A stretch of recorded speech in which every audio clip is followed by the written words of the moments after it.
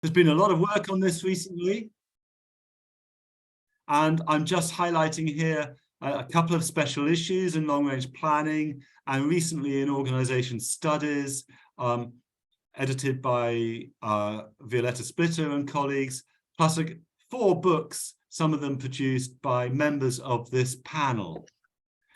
So there's a lot of work going on open strategy. You might very well ask what on earth this open strategy is.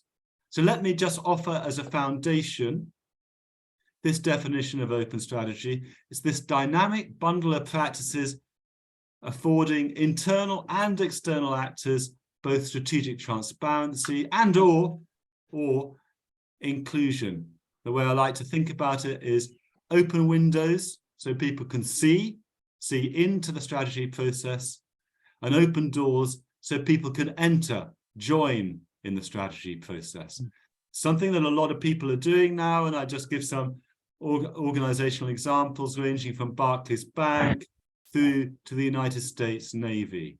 It's a common phenomenon and spreading, partly driven by technology, but also driven by changing cultural norms. Okay, so open strategies is about, as a big phenomenon, we have a fabulous panel of people who are researching on this: Martin Friesl, Julia Hautz, David Seidl, and Eero Vaara, and we have as well Majchrzak, who will be in this today, although she's done research which is very relevant to this topic of open strategy. She will be in the role of commentator. I will be acting as chair, moderator, trying to keep people to time, and keeping an eye out on the chat. Please do use the chat to pose questions. We will have some moments after each presentation for a little bit of conversation, Q&A, but the chat is often going to be the most responsive way of managing a continuous dialogue through the session. Okay, so welcome again. Many thanks to our distinguished panelists. And I think what I should do now is hand over to Martin Friesl, who will be the first of our speakers, talking about one word at a time, his research on one word at a time. So I'm stopping sharing. I'm putting Martin on now.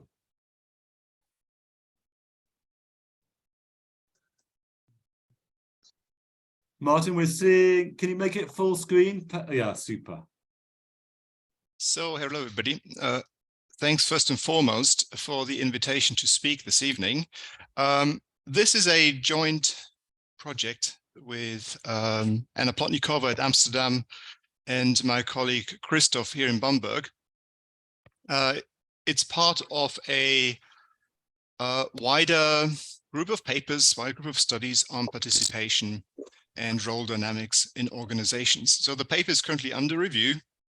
We are revising it as we speak, and it's called Performing Micro Role Transitions. Let me quickly motivate the paper a bit. Richard, you've already started to talk about open strategy, what it is.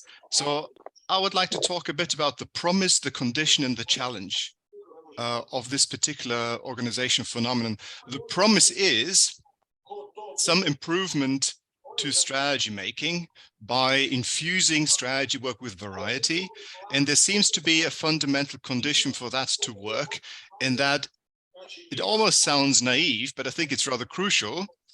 It requires participation. It requires an episodic, maybe time constraint participation, meaning that people step out of their day job to participate. And here comes the challenge. In order to have impact, in order to influence, they have to be accepted. They have to make a meaningful strategic contribution as a strategist. So the theoretical angle that we're using in this paper is a role theoretic approach. I think not something that is or has been so in fashion for recently. But we believe that this actually has the promise to illuminate some of the dynamics that are going on. So roles as a set of expectations that other people in the organization have towards a particular set of individuals. And in this case, it would be the role of the strategist. Now, in open strategy, of course, people participate episodically. This might be for a duration of days, weeks, or months. So they are stepping in and out of different roles. So we are drawing on Ashforth's notion of role transitions that helps to capture this this partial disengagement from the day job and the engagement with a new role. So we are asking, how do these non-strategists actually enact or transition into a strategist's role? And how does this enactment actually accept the acceptance of this role performance by role others?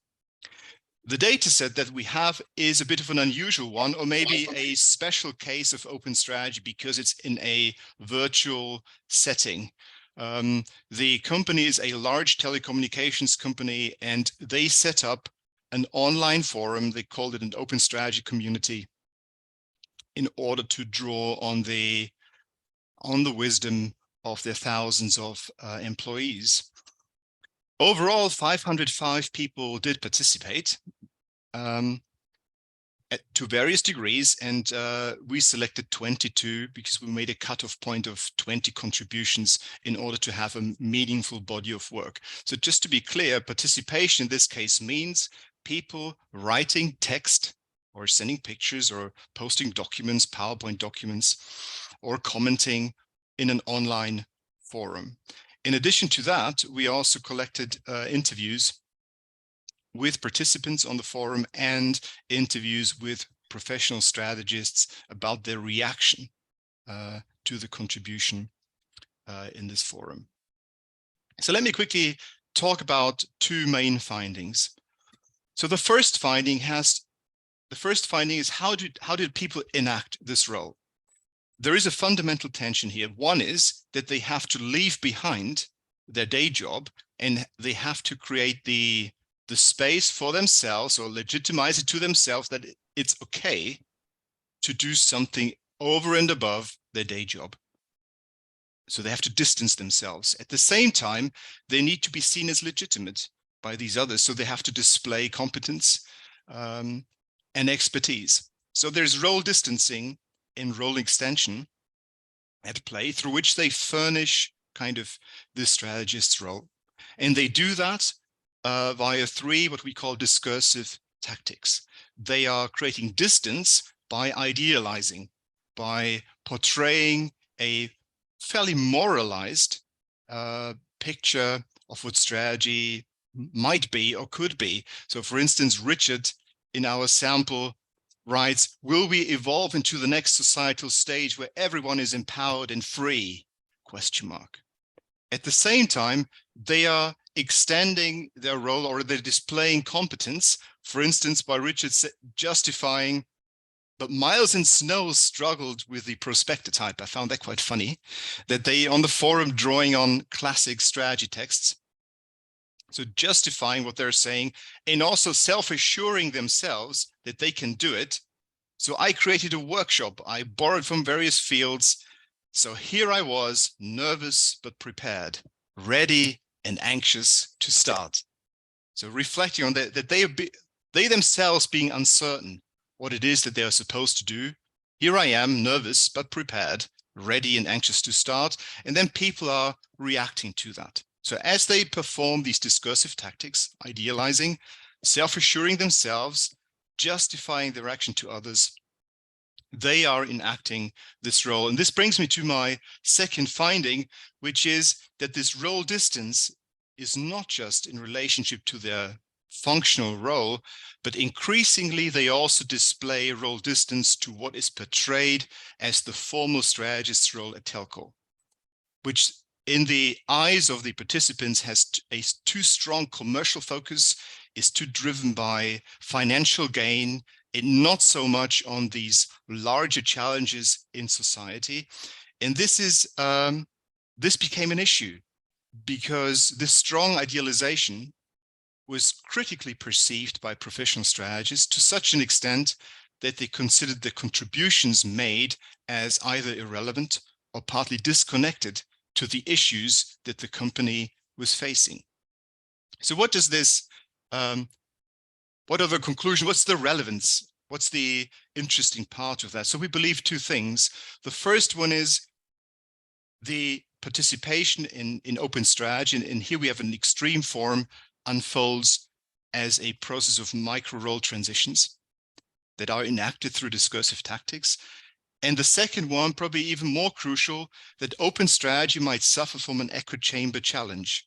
We have a complex set of role others, people that are reacting to people's performances in open strategy. And depending on which of those role others become quite dominant in sort of providing positive feedback, they are stimulating certain types of performances. In this case, idealized versions of contributions became loss of applause, maybe too much applause, twisting or tilting the discussion in a certain angle. It was then perceived as too idealistic and not relevant for strategy. So what would that mean for future research? One, there's a boundary condition, of course, in what we are saying, because we have out of 505 people, out of 30,000 employees, maybe 505 have participated and 20 were really active. So there is definitely a selection issue here, because certain people chose to become involved. So what does that mean? Why did they get involved? So we believe that this dynamic around self-selection and the choices that people make based on their own aspirations and values and beliefs about the future could be a very fruitful next step to enrich our understanding of open strategy. And Christoph and Leonard Dobusch and myself, we're currently working on a paper where we try to address this point. And with that, I would like to conclude. Thank you. Thank you very much, Martin. Great job. Nicely done on time. And that allows anybody to raise a hand and pose a question. And also you can ask questions, and already there's a good set of dialogues going on the chat. So with some really tough question from Callum, a really big question there that I hope other people will join and respond to. But question to Martin first. Who would like to start? We've got a few minutes, 2 or 3 minutes.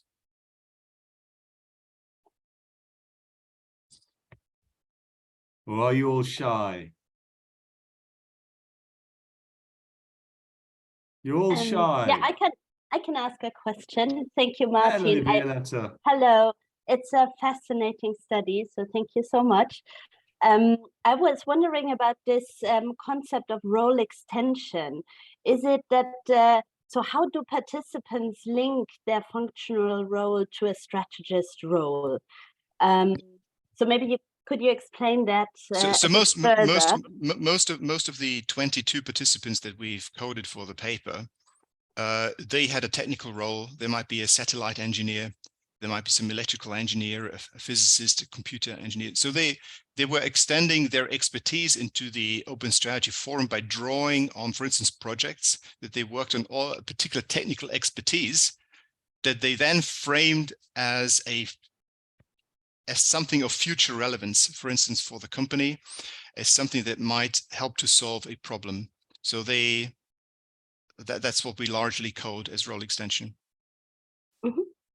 So, thank you. Anyone else want to raise a digital hand or continue the dialogue with Martin via the chat?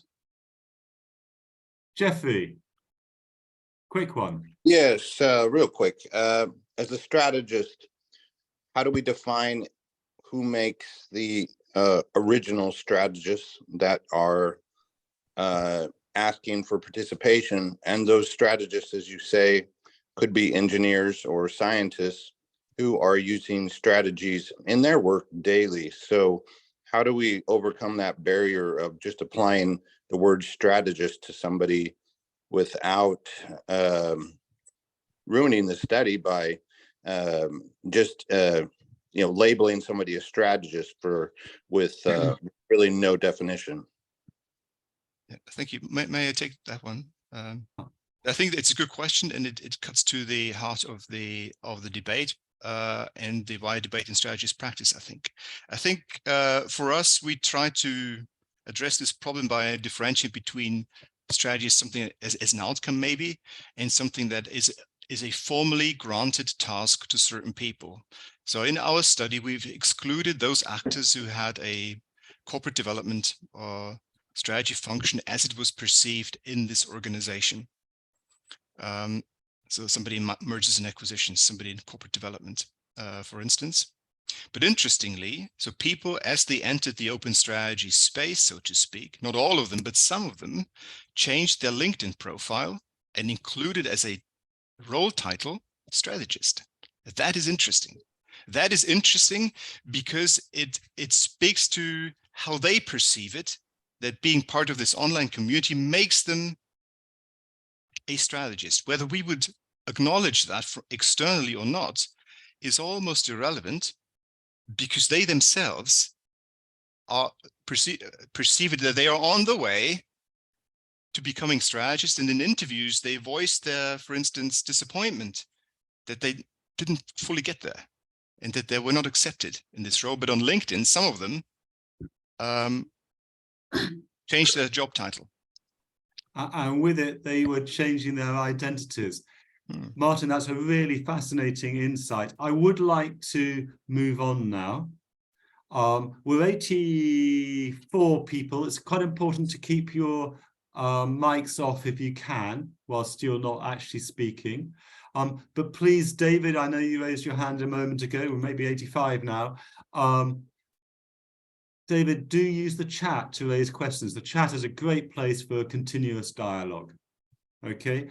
So, Martin, great stuff. Thank you very much. Can I hand you over to Julia now, please?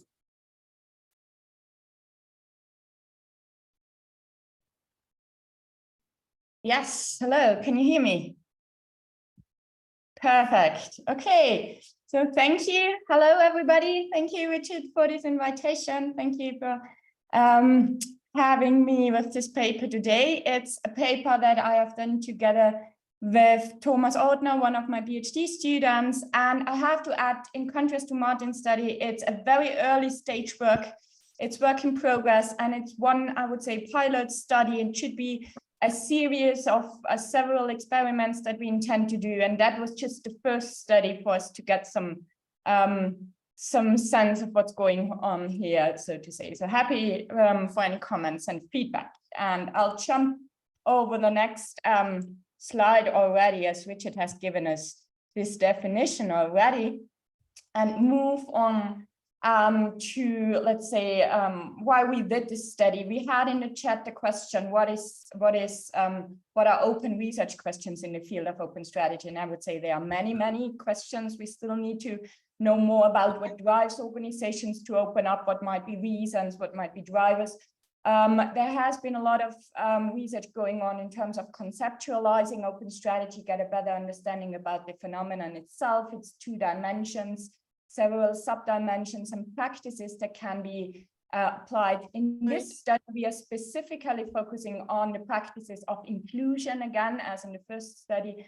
So collecting input and ideas from actors outside of traditional top management teams and strategy roles.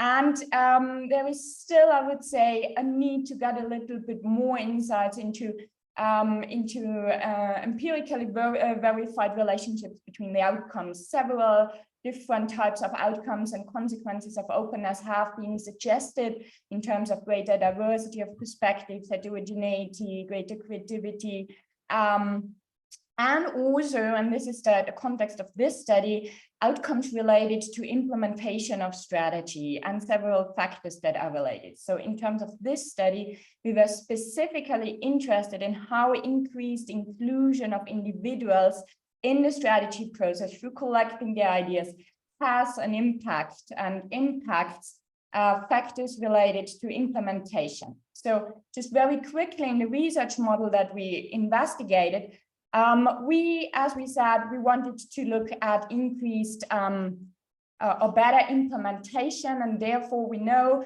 for implementation we need, or any strategy is ineffective without the people realizing and putting the strategy into practice, and you need the commitment of the people. So one important aspect is to gain strategic commitment, which is defined as the more than just a positive attachment or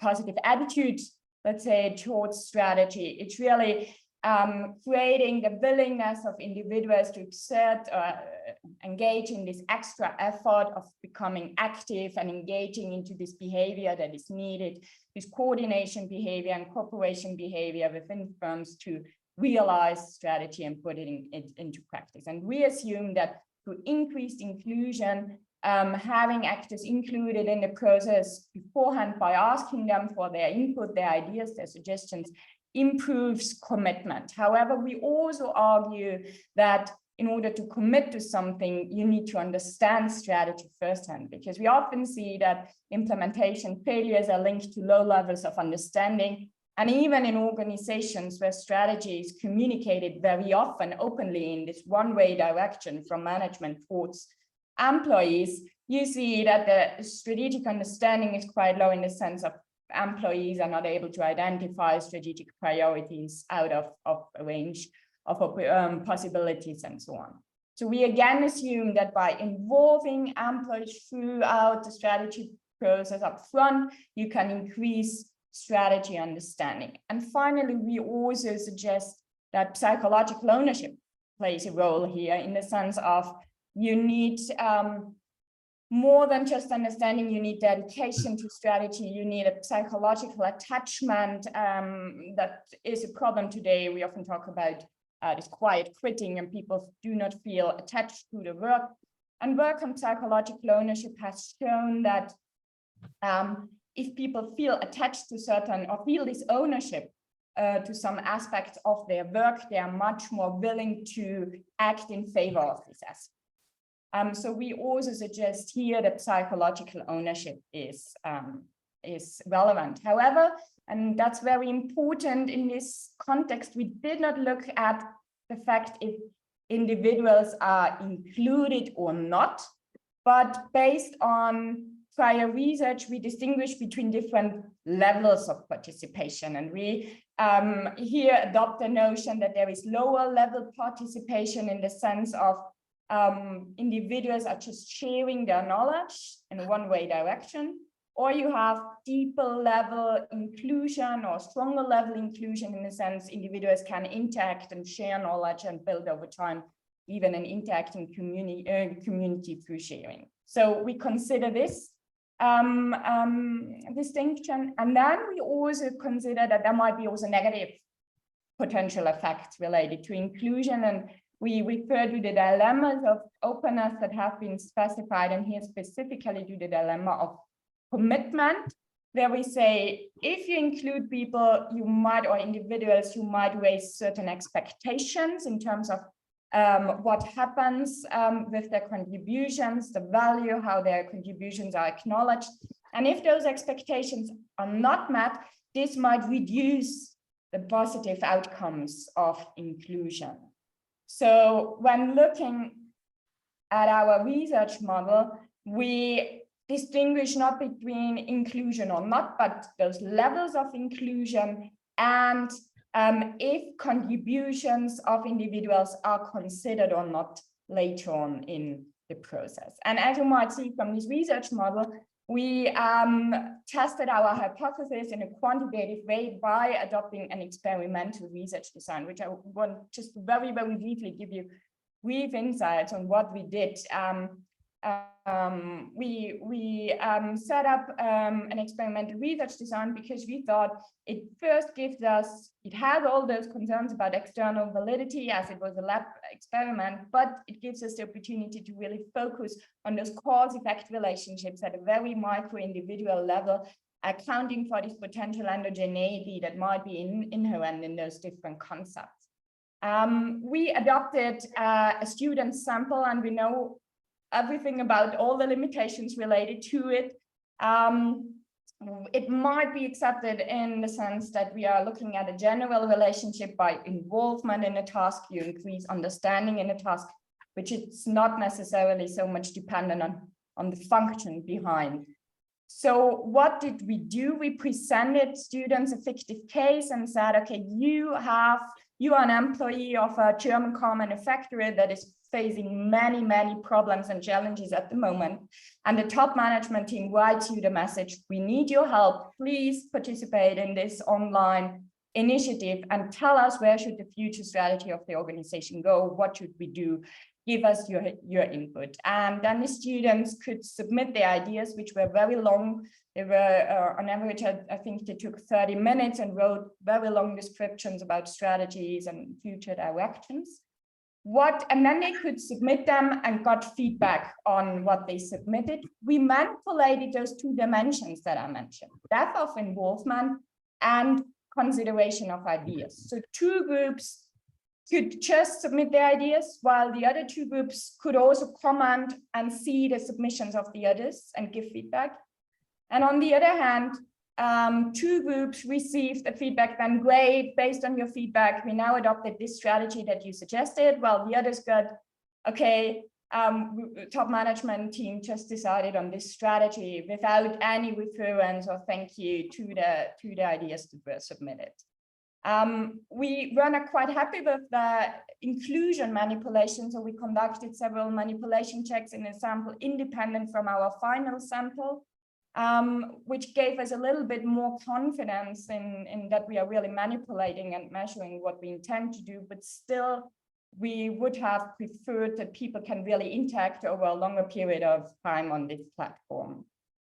So just very quickly, we then gave the participants, of course, online survey and captured strategy understanding, strategy commitment, and psychological ownership based on established scales, and did all the factor analysis and regression analysis. And just very quickly to sum up what we found, we couldn't find any effect of depth of involvement on any outcome. So no significant effect. However, there was a big significant positive effect of whether the ideas were considered or not. In terms of mediators that we looked at, we didn't find that strategic understanding was a mediator in this relationship, but psychological ownership was significantly mediating this relationship. So those were the main findings in a nutshell. And to just very briefly talk about the conclusions, as I've said, it's a very first pilot study. It has all its limitations in terms of this fictive case, but at least it gives some indication that depth of involvement might not be necessarily as important. Now, it might be in the next study might be more interesting to look at involvement or not at all, to see if that makes a difference and if involvement is kind of a basic requirement. For us, it was very interesting to see that psychological ownership is something in a strategy context that is very relevant and that has not necessarily been studied so much in context with a strategy, but other aspects of organizations. And of course, we see it as a starting point for additional studies. So we are currently setting up studies with organizations that have run open strategy initiatives and are involving their employees in different ways and different levels. And we are currently setting up the service in order to capture our aspects and relationships also in those field setting and to move beyond this artificial lab setting of this first study. Yes, that was it in a very quick. Thank you very much, Julia. There was a lot in that. Wonderful job. Thank you. I think we do have a few minutes for questions. I noticed there's quite a lot going on the chat. So again, you can dive in. A persistent theme that Mislav and Michael and others are raising is, what do we count as strategic? Yes. People are very much encouraged to throw in their views on that. But in the meantime, raise your hands if you want to put a question verbally to Julia, or you can pick it up in the chat otherwise. Any hands raised, please? Who would like to pose a question to Julia? Hello, Julia, again. Ruben. Yes, thank you. First, I was amazed seeing experimental work in this area. I was not aware that people are also doing that. So first, interesting observation. I just have a clarification question about the manipulation of idea selection. So I can just imagine from reality that the way this is framed often makes a big difference, right, in both cases. So I just was thinking about how did you manipulate that? So kind of what kind of information these students get? Kind of how did you frame that?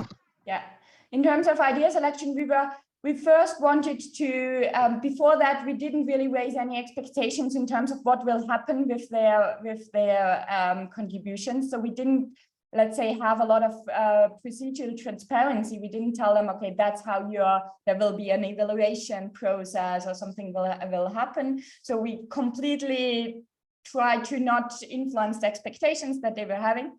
And then they really got different statements. Like I said, 2 groups, they got the statement after submitting their ideas. They said, okay, some time has passed. Now the top management is announcing, and then they got thank you.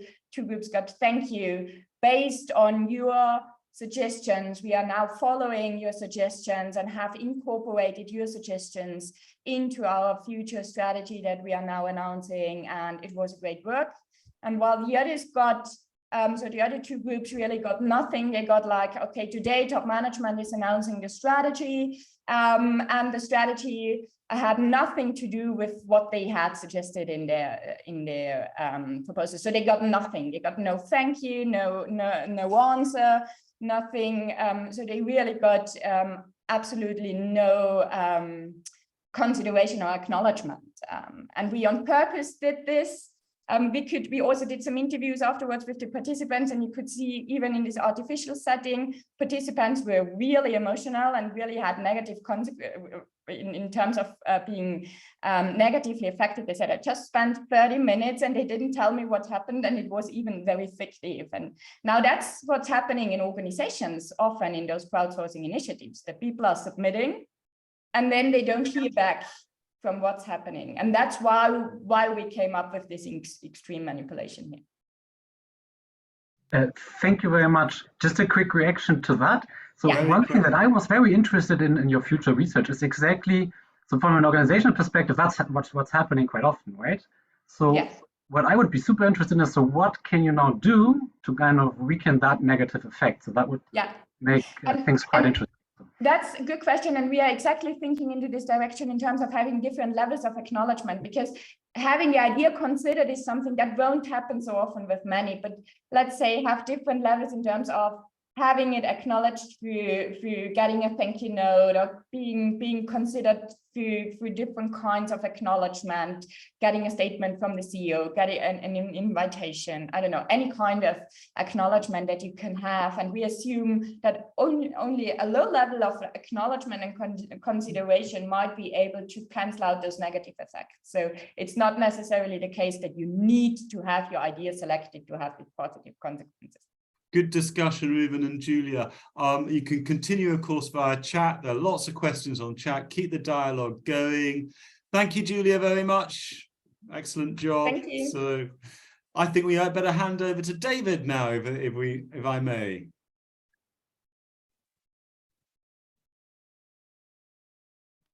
Yeah, thank you very much. So I'll continue with a study. I assume you can see my slides. Richard? Oh, you can. Okay. Yes.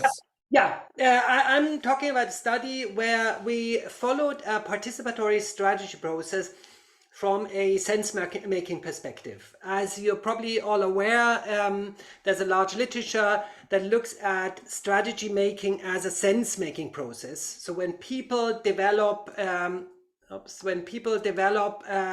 new strategic plan, they make sense of strategic issues, they make sense of their competitive environment, they make sense of their own resources, to what extent they are strategic, and so on. They make sense of competitive advantages, and so on. Technically, that means they have certain issues that they interpret and make sense of by applying suitable frames. Frames being knowledge frames, interpretive schemas. Now, when we move into open strategy, into participatory strategy making, we're dealing with a wider range of actors, with a wider range of framing repertoires. So if you think of employees, involvement of employees, the employees come in with their particular frames.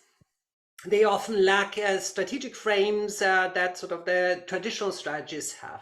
So based on that, we had a very open empirical question. ¿Cuántos son ustedes, Mónica? We had a open empirical question. How does sense making unfold in participatory strategy processes? And I think some people have still their microphones on. Maybe, yeah.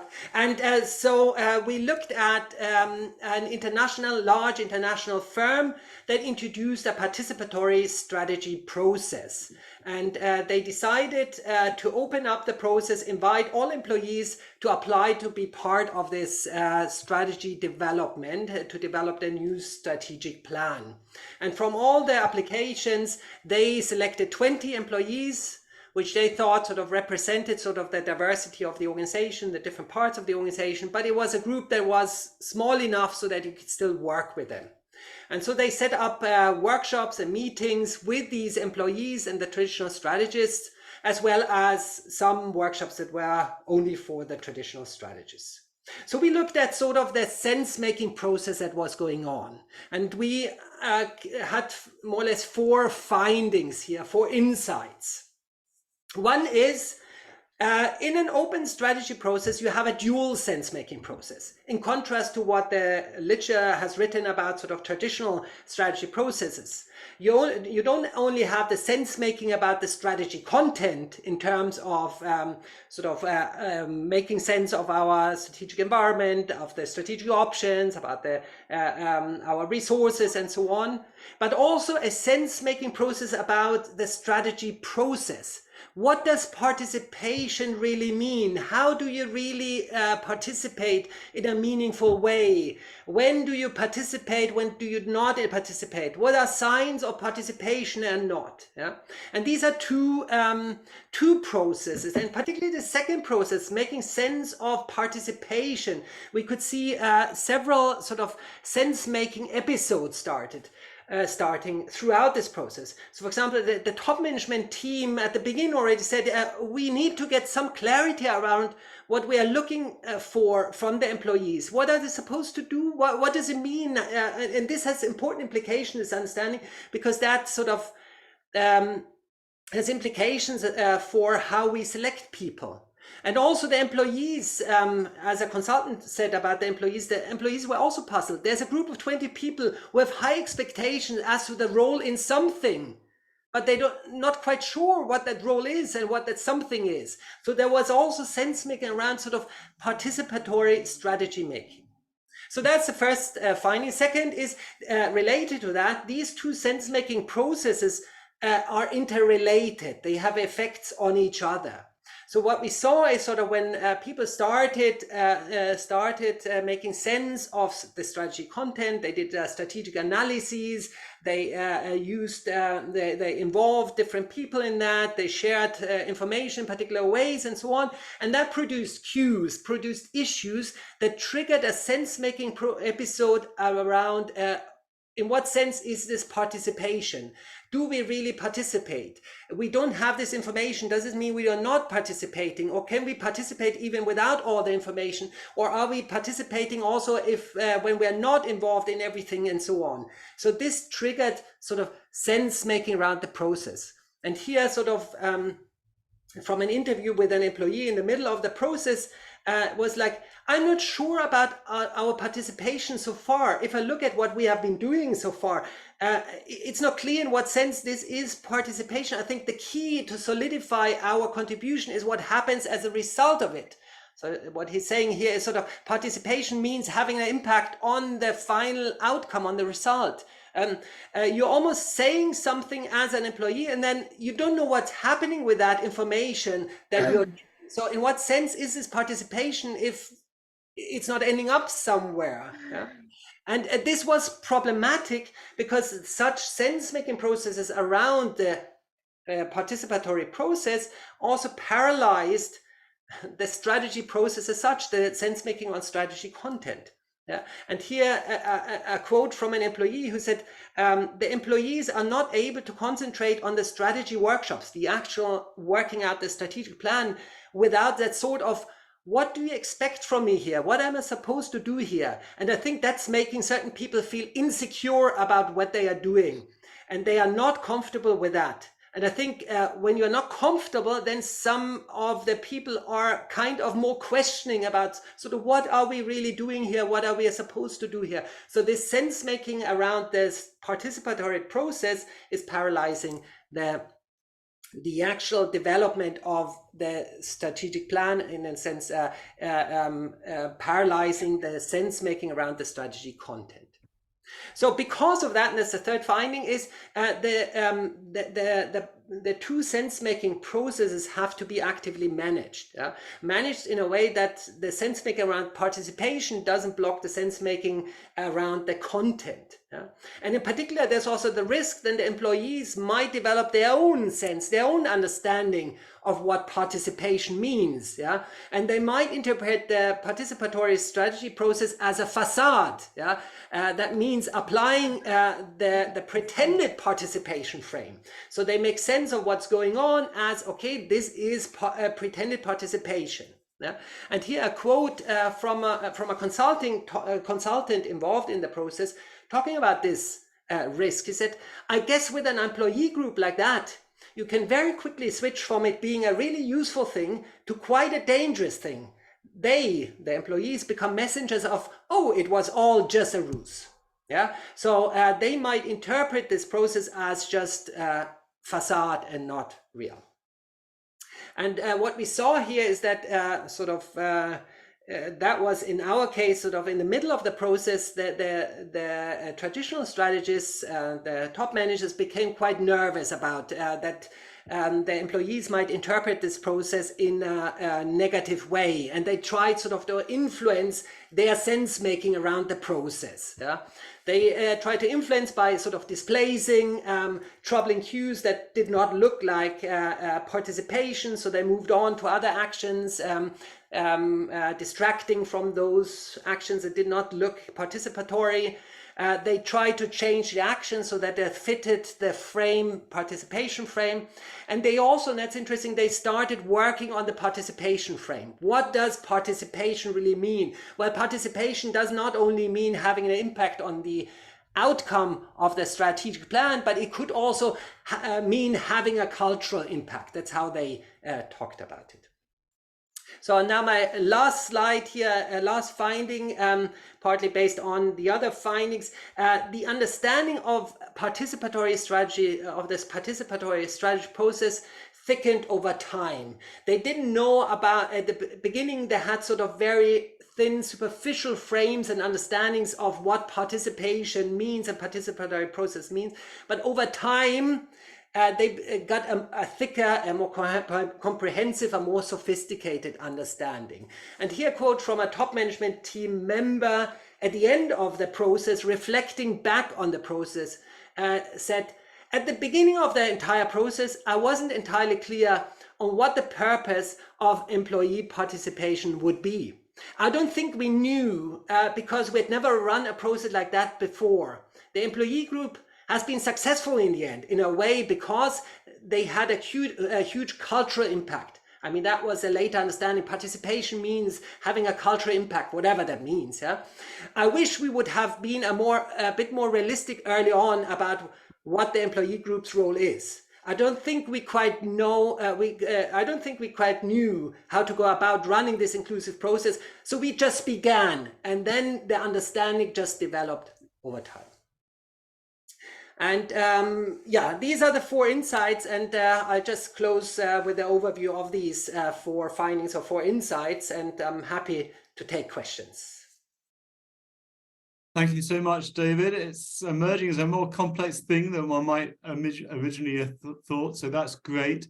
Hands up, anybody who wants to contribute, or there's lots of dialogue going on the chat as well. Who would like to kick off? We only have a little time, but I think we've got certainly time for one question here. Hands up, anybody?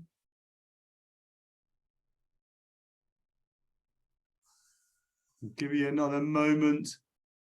Or as the auctioneers say, it's going. I could ask a really quick question. Okay. And Martin's got one too, but Eero, go ahead. I know I'm eating my own time, so this is really stupid, but this is a half serious question. It is both it's not really making fun of it, but I was wondering if one of the key questions or outcomes or issues that emerges is the importance of managing dual sense making. Is that management of dual sense making then dual sense giving? Yes, indeed. Managing sense making is sense giving. So they are trying to shape the emerging sense making of the employees. I mean, it's not only sense giving in the sense they know what the sense is and they try to give it, but it's sort of more a collaborative process. So they also listen to what the employees say, and then based on that, they try to shape it. So it's more interactive. And the other thing is they're not only, and that would be the typical sense giving, is sort of shaping the frames, but they are also changing the action so that they fit some of the frames that are there. Yeah, so it's not a straightforward sense giving in the traditional sense. Yeah, but very good point. Thank you very much, David. Thank you very much, Eero. It is your time, Eero. So please do put more questions to David on that project. Sense making, sense giving is a really central theme, I think, in the open strategy area. Eero, you're on. Can you see the slides the way they should be? Is that okay? Okay, it's a great pleasure and privilege to be. Sorry, Eero, you need to swap display.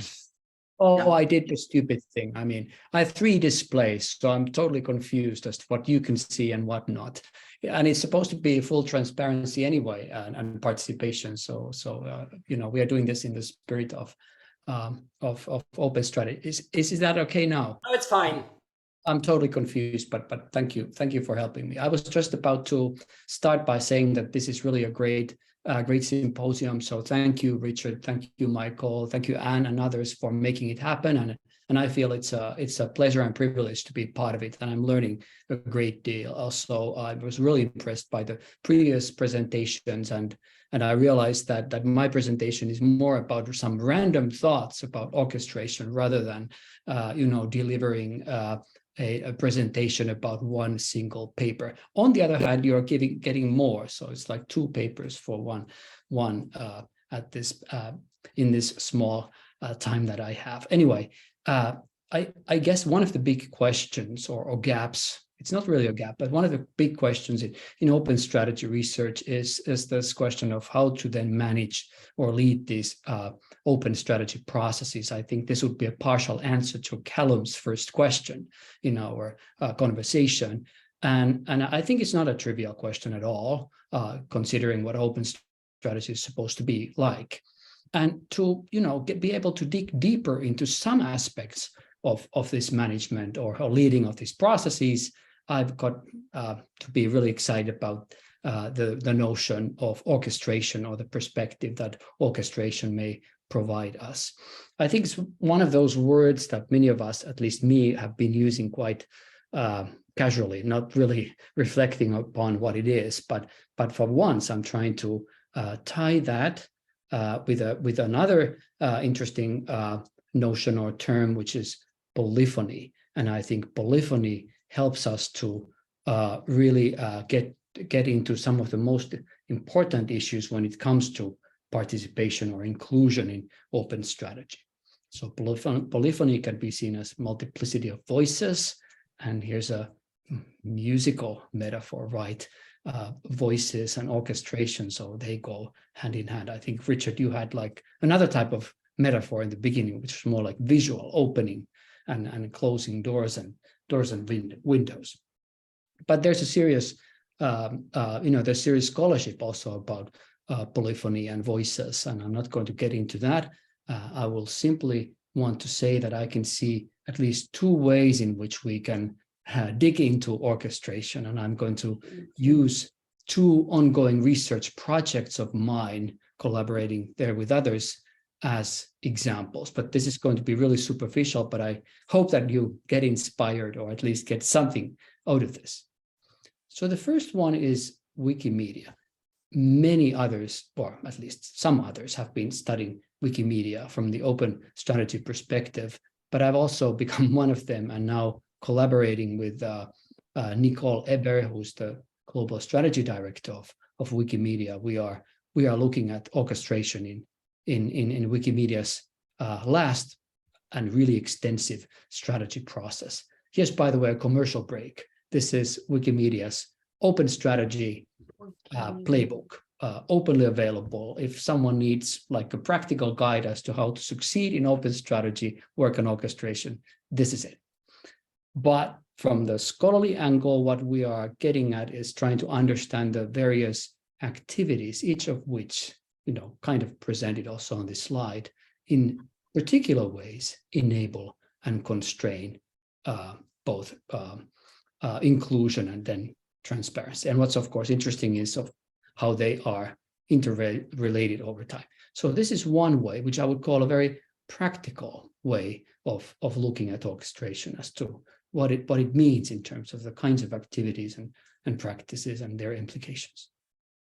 But even more so, I think the value of orchestration as a perspective, or if you wish, metaphor, becomes salient when we want to have a more critical perspective on open strategy processes. And here, especially the question of control, or more specifically, top managerial control is the key issue. And here I'm drawing on our ongoing research on a Nordic city organization with my colleague Annina Rantakari. And I'm going to just mention a couple of things. And the first is that, years of work, and I think that's what we get at, which is to say that orchestration clearly both generates, but then also, prevents or smothers polyphony in open strategy. Now, that's perhaps not a great surprise, but the point is that we're trying to get at some of the dynamics in terms of how this is happening. And I think we can see a pattern in our case, which could be, I think, at least analogous to what could be found in other settings as well, in the sense that oftentimes when we start these processes of open strategy work or open strategy type of strategy processes, there's a question of generation of polyphony, in the sense that people are invited and the multiplicity of voices becomes apparent. But at the same time, when leading these processes, usually there's a lot of control in terms of who gets to say what and in which way is the final outcome in terms of, for instance, strategy documents then reflect particular voices and others not. There's a second phase, or if you want, a dynamic, which is that if we then look at what's happening in different parts of organizations, I would call them translations, especially in this case of ours, which was about strategy narratives, but not more about narratives this time. So clearly, when in different parts of organizations, people, get to reflect upon and develop their own versions of strategy, there's more limited control, typically, in terms of top management orchestration. And then in this case, as in many others, we also have some critical voices emerging, which could be in this literature on polyphony, seen as genuine polyphony, almost like a carnival in Michael Bakhtin's terms. So in this particular case, there's a quite exciting thing happening. The local theater actually created a satirical play, which was, criticizing and making fun and in some ways ridiculing the strategy work or the process of the city organization. And then finally, it seems that this kind of a pattern of developments where the initial control that is relatively tight becomes less and less so, it kind of invites or triggers a need to, again, regain control, which typically happens by doing an update or starting a new strategy process. So that's it from my part. So as a summary, I can see at least two ways in which we can look at orchestration. I'm sure that there are many others, and I'm hopeful that this is somehow inspiring or even useful. And I'm also hoping that if you have any comments or or questions, but also comments for us in terms of working on these projects, that would be greatly appreciated. So I'll stop here. Thank you. Thank you very much, Eero. That's a very direct answer to the query that somebody raised in the chat. Are there any case studies? You've given us 2 case studies, even more than David did. So thank you very much, Wikimedia and your mysterious Nordic city. Thank you very much. Again, please do feel free to raise an electronic hand, a digital hand, if you want to ask a question of Eero. We've got some time. And I got one from David. And we've, of course, got the chat as well to use. David, do you want to kick us off then? Yeah, I was, thank you, Eero, for the presentation. I was just wondering about your 4-phase model, to what extent these are really 4 phases, or whether these are different aspects that you will have. I could imagine that, okay, there are always phases in between where you have to regain control, and then you open up again, and then you try to regain control. And whenever you open up, you will get some genuine critical, I don't know what you call it, sorry, I can't read it on my screen, but some critical voices. And so opening up means critical voices coming up, maybe not in the next stage, but even in the same stage. And you might have multiple openings and closings across a process. Yeah, I think you're right. And I think we've been struggling with this issue for a long time. And I think we had a more sophisticated way of putting it at one stage of developing the paper. Now we are in a revision process, and this is coming also from the reviewers and the editor, that we should simplify it a little bit. But maybe it's a question of 2 kinds of dynamics. The one is the more micro level dynamic, which you are talking about, that we could even in the same conversation in a room or in the same strategy workshop see all kinds of things which are similar to the ones that I'm calling phases here. But then we can also have this broader level longitudinal view, and then it might be that these are like typically, if not phases, then at least things that tend to be connected to each other, in the sense that when there's an opportunity to, for instance, the second one, to then go further and to reflect, or using your term, to make sense of the organizational or corporate level strategy work, then typically, that happens only after the first one. But you're right, especially the critical reflections typically, could happen anywhere. Thank you very much, Eero. Now, there's a little bit of debate on the chat about Michael is endorsing with enthusiasm this notion of polyphony. Violetta is asking, how's it different to this fair, Violetta? To diversity, what's the added value of this polyphony concept? Well, let me just say that, of course, diversity is a great one as well. I mean, one way of like avoiding answering your question really is to say that these are like 2 different traditions, and very rich traditions, by the way. But there is a particular tradition, especially when it comes to looking at narratives. And if one wants to embrace such a perspective that strategy work is very much of creating strategies that are in many ways narratives, then it makes a lot of sense to draw from that tradition, which provides us a lot of understanding about meaning making in terms of voices and polyphony. And there's one trajectory in particular, which I kind of advertised, starting all the way from Mikhail Bakhtin, that of course I've been infatuated with. So maybe that's one way. But in reality, I think these are almost like metaphors or perspectives, whether it's a voice or whether it's other way of conceptualizing different points, perspectives, cognitives, frames, ideas, understandings, ideologies. I think we have a lot of different options. Also, what the diversity perspective could bring in is a more natural way to critically then reflect upon, for instance, questions of gender inequality or other forms of inequality. Quite clear that diversity and polyphony do accentuate different kinds of issues. That's very interesting. David had his hand up.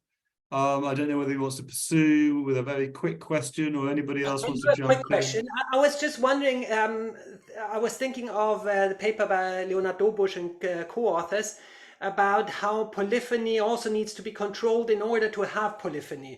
So if you let things emerge and go on their own, you might actually have a narrowing down and not a polyphony. So you might actually actively have to bring in the drums and the tuba and whatever the different instruments is. Otherwise, you only hear the drums because it's dominating everything else or whatever. So the question is freedom losing control, opening control, creating more polyphony, or might it actually do the opposite? And you might have paradoxically, by bringing in control, you might actually bring in more voices.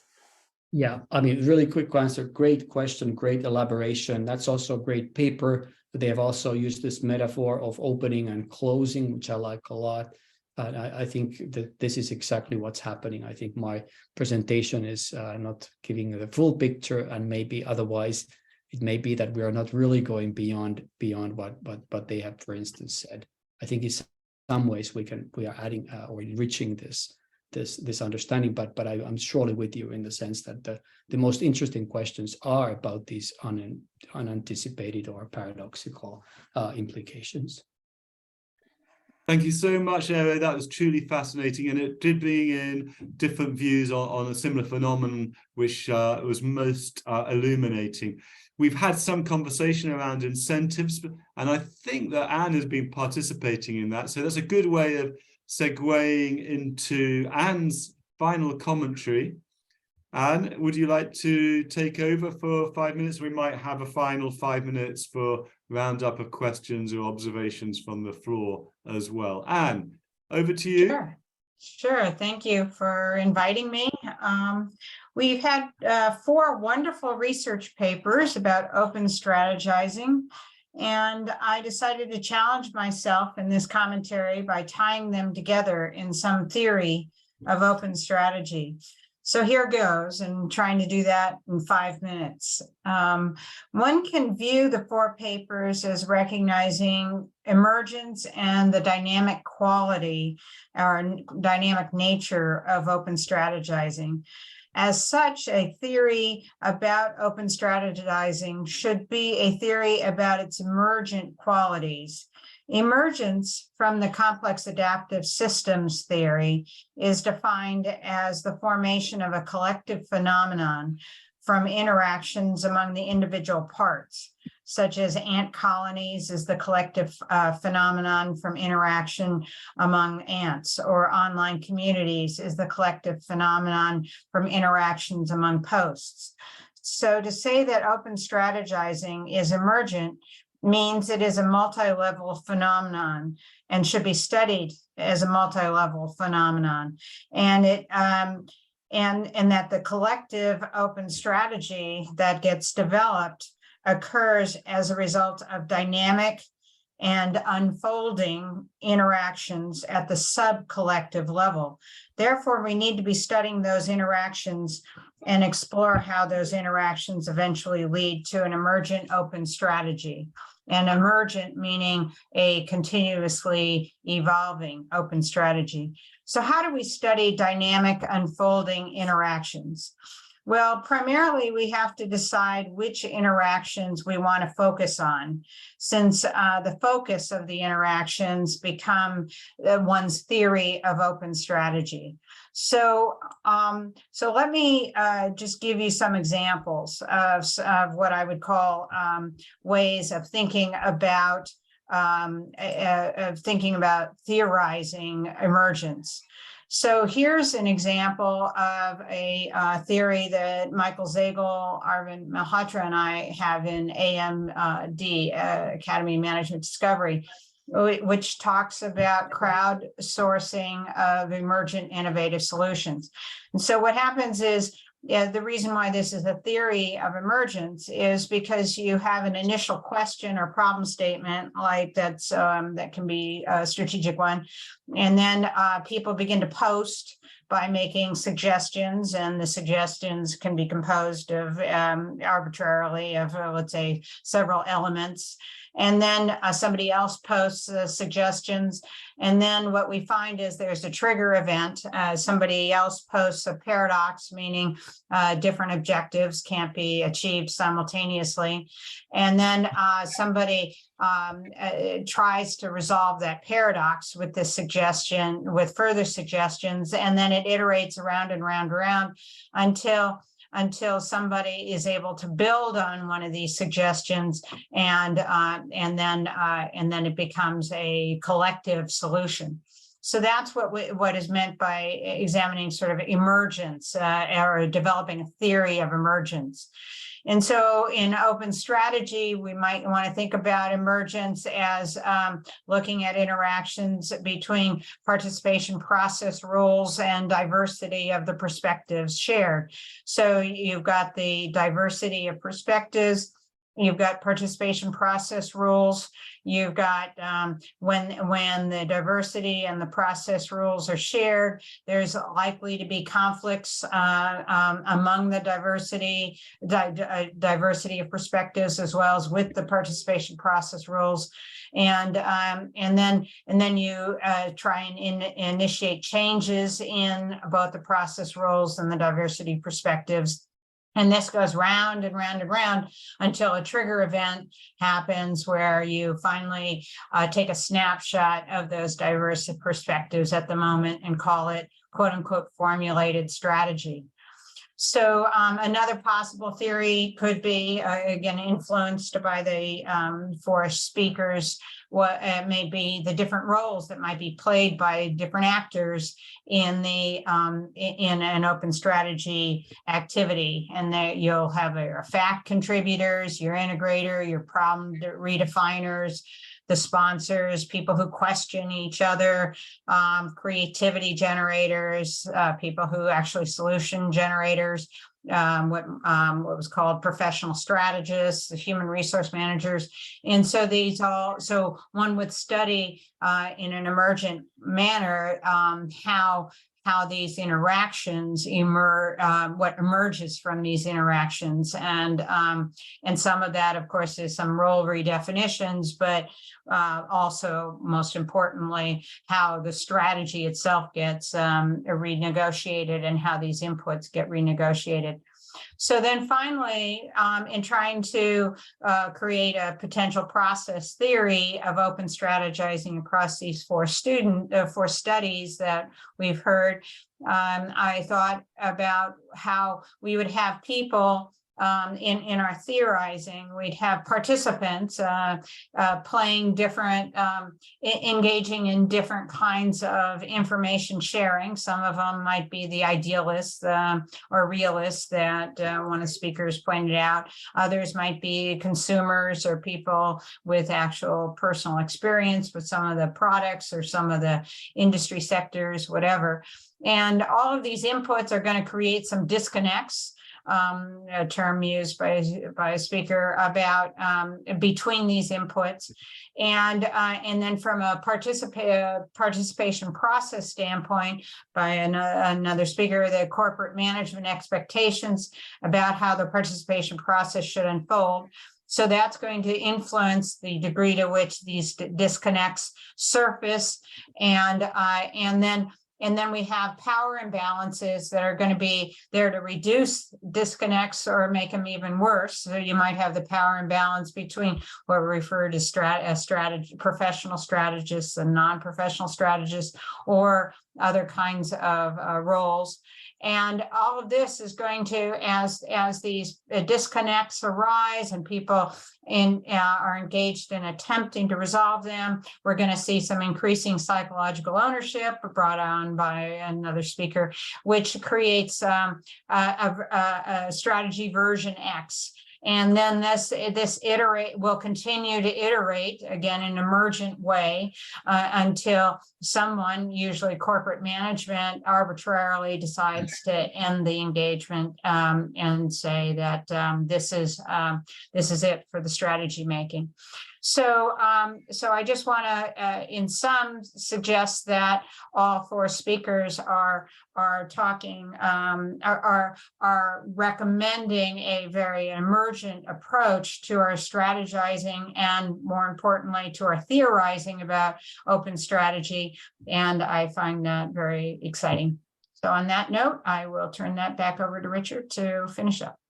Thank you so much, Anne. That was a masterful synthesis of what apparently were quite diverse set of presentations, ranging from case studies to simulations and experiments. So very wonderful. And you managed to complete the circle. We started with Martin talking about roles, and you brought us back to roles right at the end. So we have some a wonderful closure to our discussion so far. Plenty of applause coming through. We do have time for a couple more questions, or indeed we can continue with the chat. Who would like to ask a final one or two questions, please? Just put up a digital hand if you wish to. Who have we got? Are we all shy again?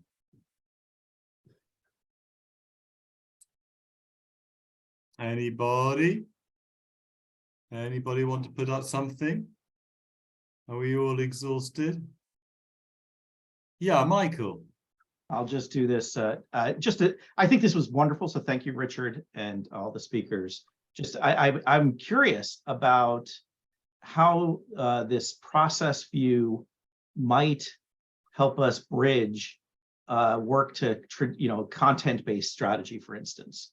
So one of the things we're trying to do, Richard's member of the EC for STR, is find a way to bridge across this perhaps increasingly fragmented field we call strategic management. So do people have ideas of how maybe you could link to strategic choices or strategic decisions, or suggest when different forms of open strategy are more or less likely to be chosen or successful? And I say this mostly as an invitation. I don't expect an answer. I think that's a lovely invitation. Yeah, it's a lovely and a challenging one. I've got a view, but has anybody else got one? Richard, share your view, please. I will. Yeah, I'm supposed to be just chairing this, and no, we want to hear it. But so my sense is that actually, Anne, it's good that you're here, because there are content parts of strategy. Open innovation is a content part of strategy. And if you like, open strategy originated from the open innovation idea. Okay. But you've also had people talk about open strategy with regard to Duncan Angwin, Bashak Yakis Douglas, with regard to mergers and acquisitions.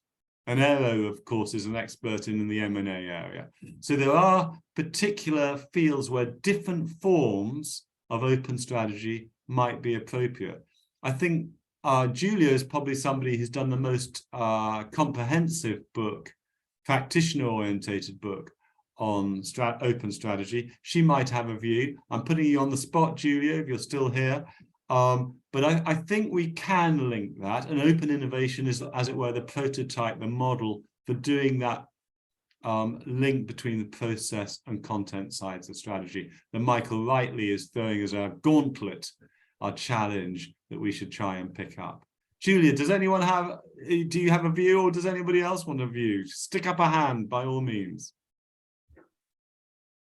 Just briefly add to this. Yes, I think definitely there are different ways, and I think that's the beauty of open strategy, that it's not just one approach or one thing that we have to do, but many, many different approaches, which we just begin to understand when they are appropriate, when they help us in which situations, when they help us with different questions that might be posed, and therefore require different approaches to what has been discussed also in the chat in terms of how we handle it, but definitely also how we use those different approaches in terms of different content questions, in terms of different problems that we approach with it.